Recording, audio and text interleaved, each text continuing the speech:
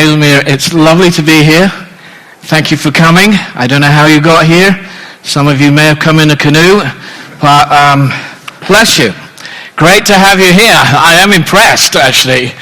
So, and I'm really pleased you are here, because this is such a significant series for us.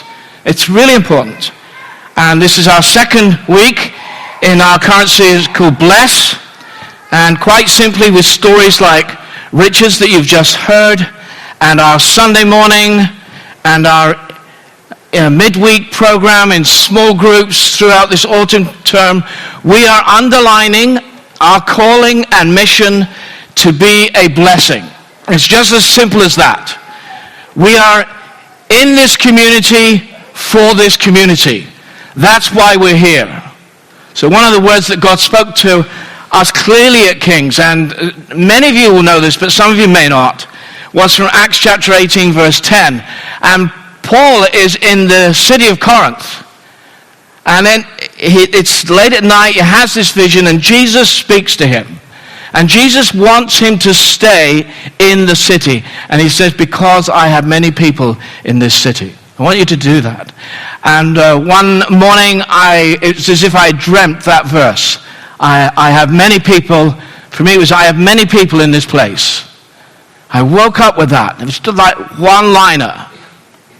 And I went to this conference, and I was prayed for at this conference, and two people came to me, knowing nothing about this, came to me at different times and prayed those exact words over us as a church. God says, I have many people in this place. You just cannot ignore that.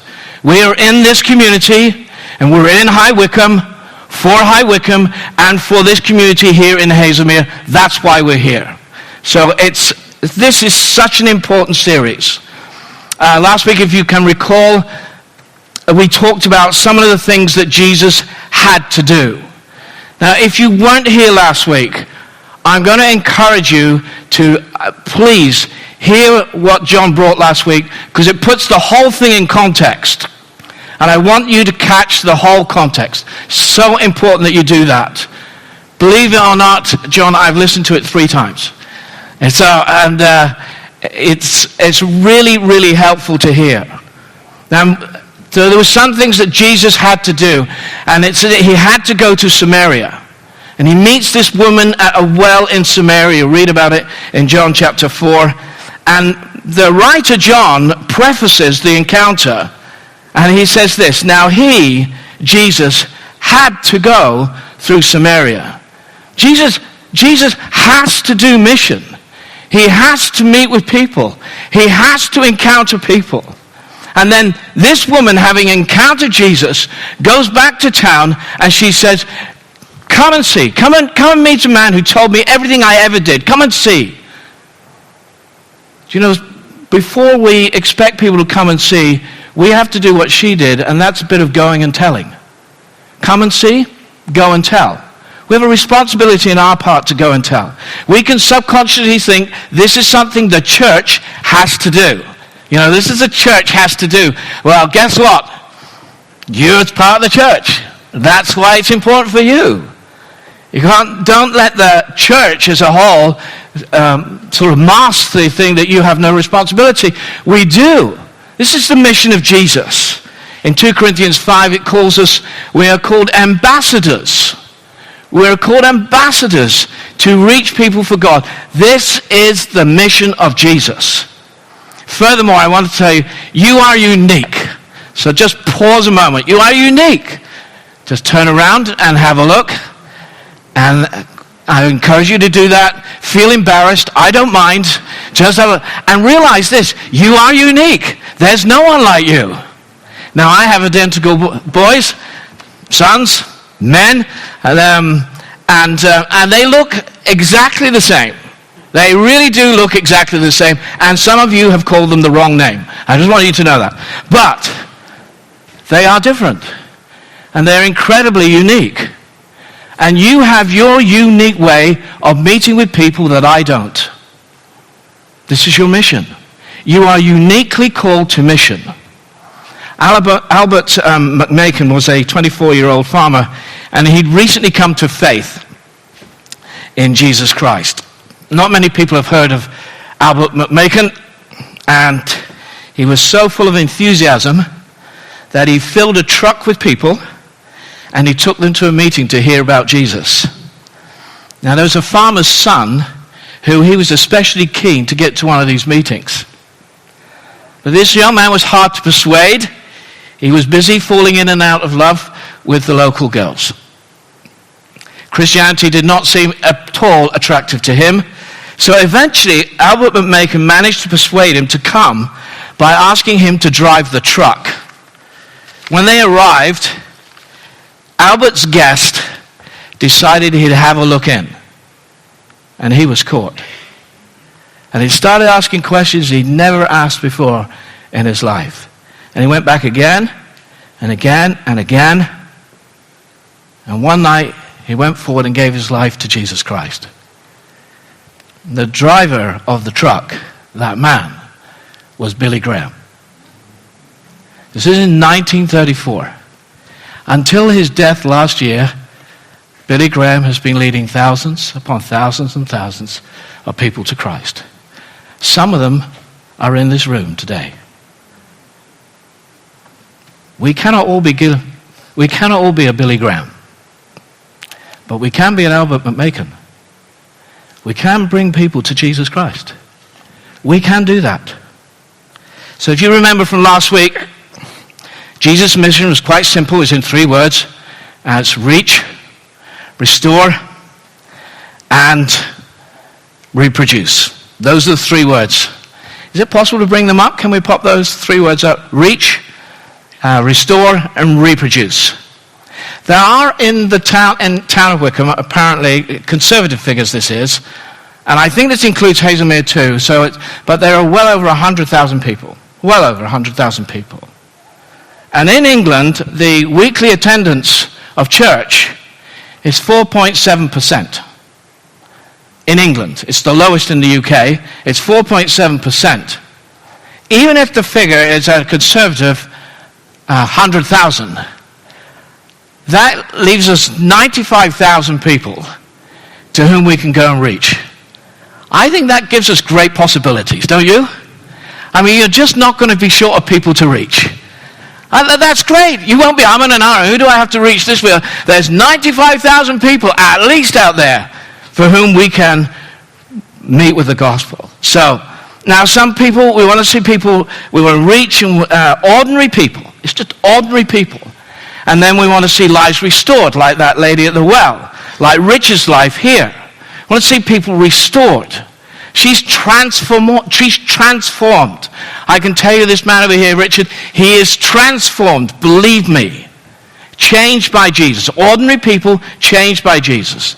And we want to reproduce that. We want to change the world. That's why she goes over and said, come and meet a man who told me everything I ever did.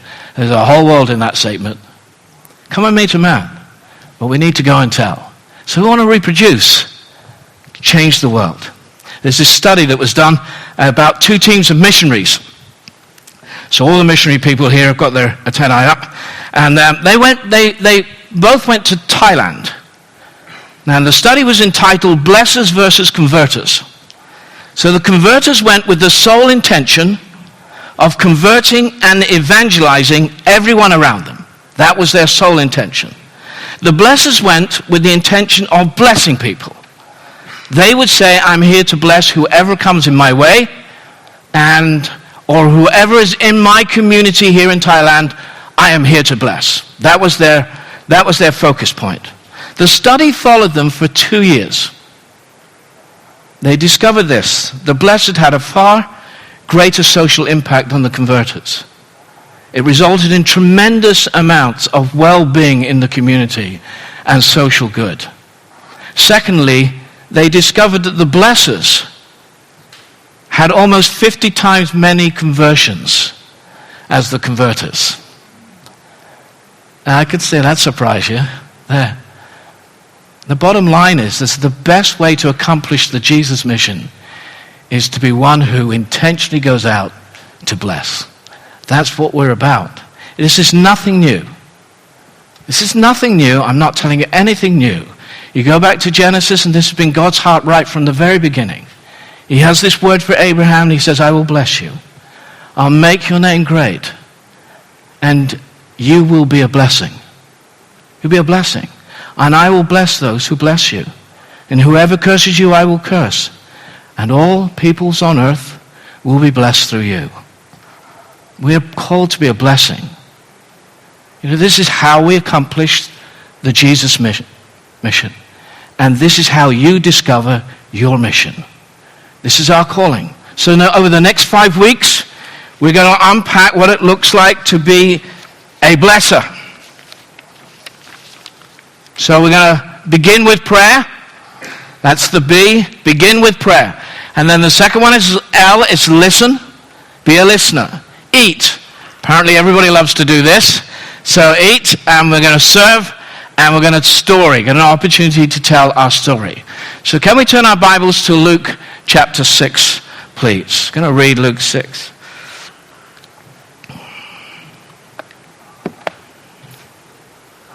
We're at verse 12.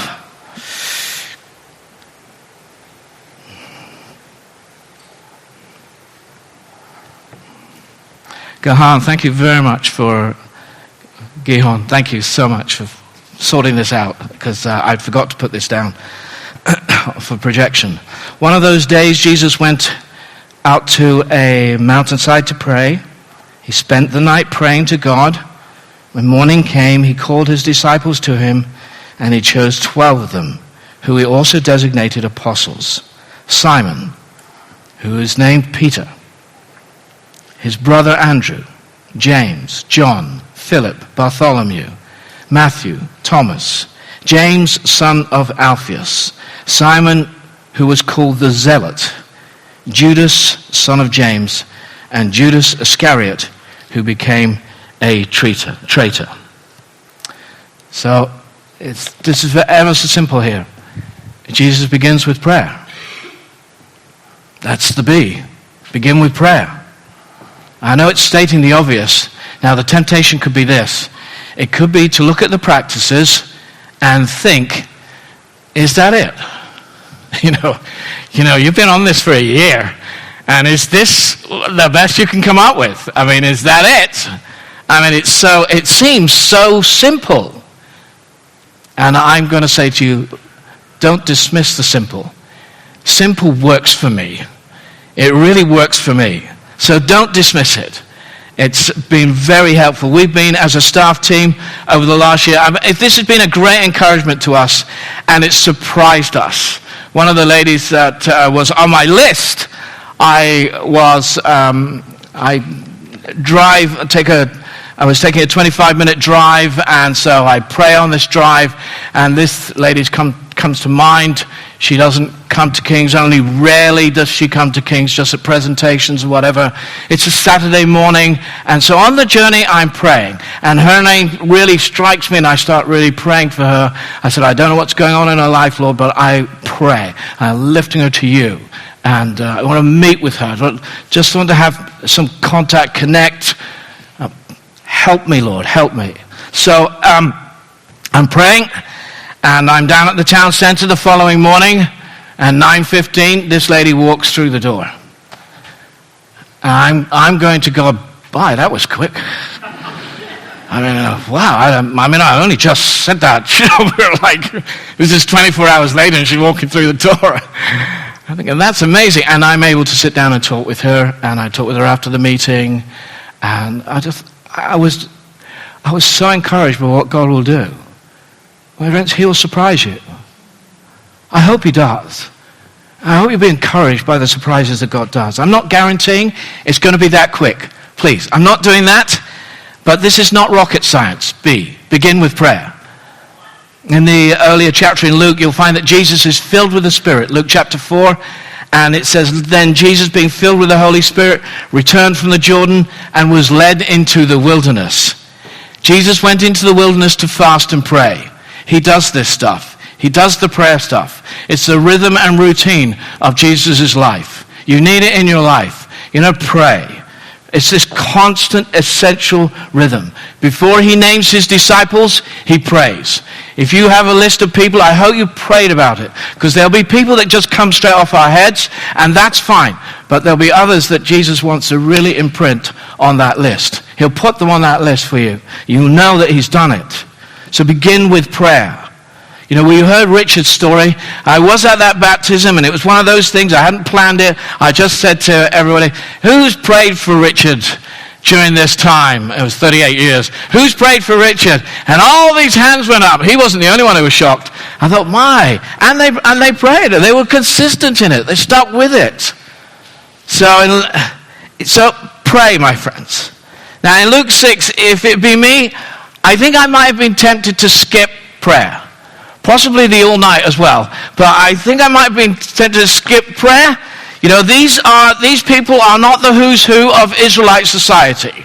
You read this list, and they're the ones that people just walk past and never even give them a second glance.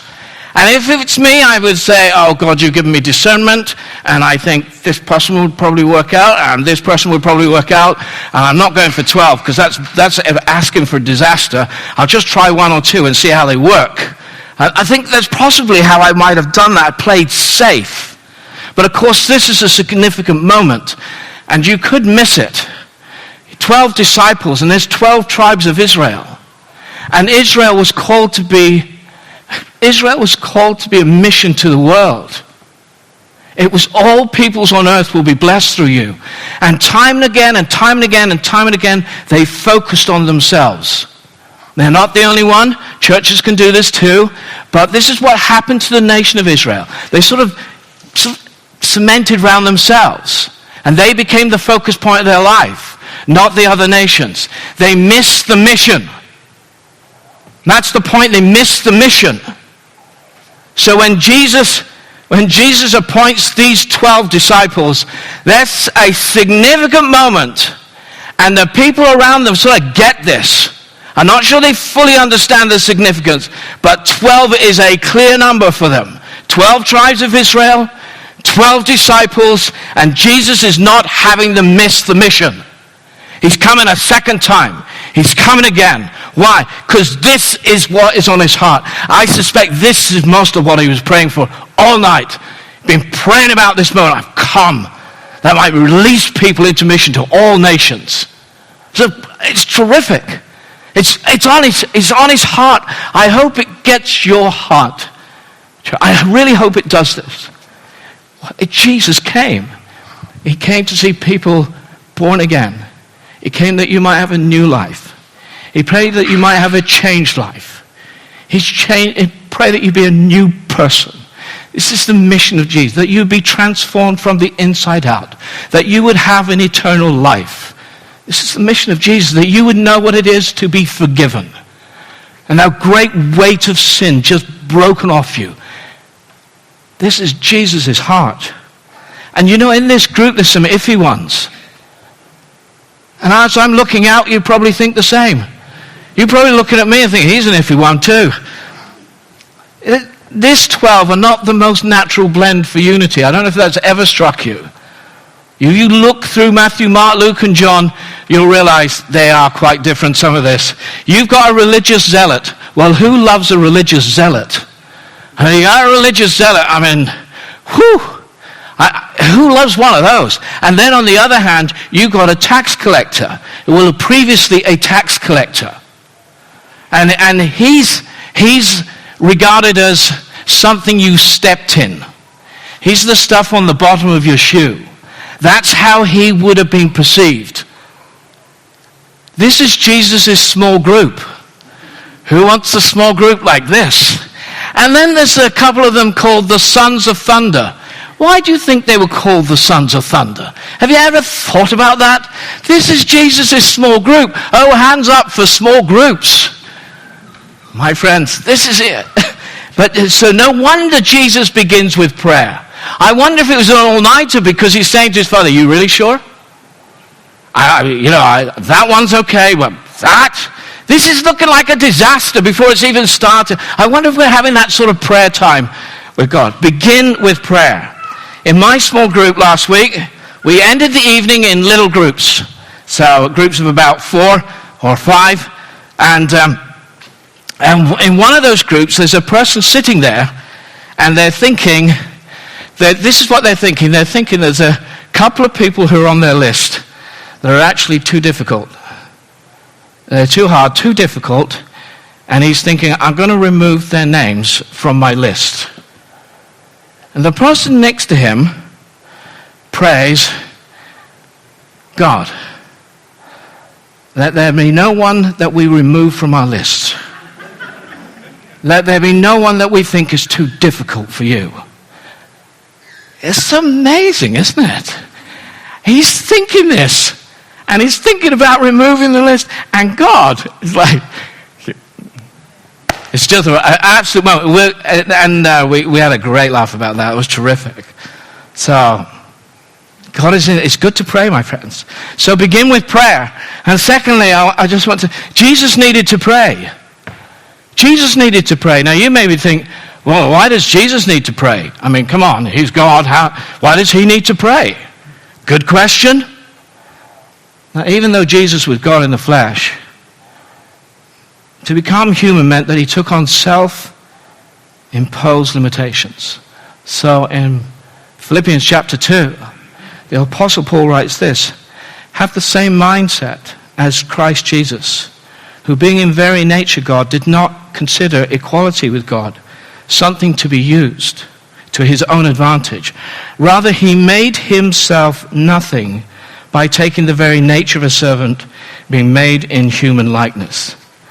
The Bible tells us that Jesus was tempted in all ways like you and me. I'm not sure we believe that. But he was. He was tempted in all ways like you and me. Jesus knows what it is to walk in our shoes. I think Jesus became more like that than we can ever imagine. More like you and me than we can ever imagine. And he needed to pray. So if Jesus needed to pray, guess what? We need to pray. I mean, it's how we began. I don't remember. Do you remember your first time you prayed? I can remember mine. I can't remember the exact words. I remember it was clumsy. I remember it was awkward. I remember it was like, I've just thrown a line out here. And almost, look, if you're there, I just want to tell you I'm sorry for everything I've done wrong. I didn't need anybody to tell me I'd done wrong, okay? I didn't need that. I knew. And I'm sorry. And in this sort of clumsy half attempt, God met me in that prayer. If you've never prayed before, you can start today. God will meet you. You can start today. He who comes to God must believe he exists. And I was in this halfway, I'm not sure if you do, and he meets me. If you've never done that, why don't you start? Start today. You know, begin with prayer. You'll just see what God will do in your life. So Jesus needed to pray. And prayer is relational. So, this expression of Jesus' life showed his dependency on his Father. Someone said that Jesus is the most dependent human being that ever lived. So when Jesus tells you and me that apart from me you can do nothing, he means it. You know, all the resources that we have to live in life, we need from him. We can't do it. That's why we came to him in the first place. Why should we change the agenda? We need him. We need all the resources that he can give us. Prayer makes sense. I'm no expert. I want to tell you that. I'm no expert. And some days I've just lumped all those names and said, well, you know who they are, Lord. Over to you. I'm just reminding you they're in my list, but, it's a time factor here, Lord, so here, have the bundle. I've done that on occasions. I've got people on my list I've not really connected to. I'm a year into this, because we've been doing this for a year, and there's one or two I've not got the slip road into their life. I haven't got there yet. But on my prayer list, I've got a person called Today. That's an unusual name, Today, but it's on my list. And it reminds me that I'm called to be a blessing and to be aware of every person I might come into. One day, Des and I are at a timeshare presentation, and we're there for a holiday. We're there for a free one. We're not there to buy a timeshare. We know how to say no, okay? So I hope, don't do that unless you don't know how to say. If you don't know how to say no, don't go, All right, but we know how to say no, and so we do the no stuff, and at the end they bring the manager around to us, and he starts to speak to us because he's, you're really sure I can really make this work for you and all the rest of it. So we get into a long conversation with him, and he starts to talk about his life, and he's had a divorce, and it's a disaster, and he's broken, and his child is in this place and that place, and as we get to talk to him, we find out that he went to church when he was young, and he was baptized as a teenager. And so the conversation starts to unravel. And so I'm asking him questions, so what do you make of Jesus? And we start talking about Jesus. I don't know where he went after that, but it was the best timeshare presentation I've ever been to in all my life. It was a terrific time. Who knows who God will put along your path this week? Who knows? I have a couple who came on an Alpha course on my list. I've been praying for them. A husband and wife. And one day Richard Lodge is in a restaurant, actually at Cozy Corner. And this couple came, he's with his family, Catherine and Ben and his dad. And this family, these two people come over to him, and he doesn't recognize them at first because of the light coming through the windows. And they come straight over to his table, and then the penny drops. And now on our Alpha course, Richard does our healing evening, and he speaks on healing. And we spend time praying for people, for healing. And she comes over to him, and she said, I have been free from insomnia from the night you prayed for me, and I was stuck in that for years, and now I'm free. That's great.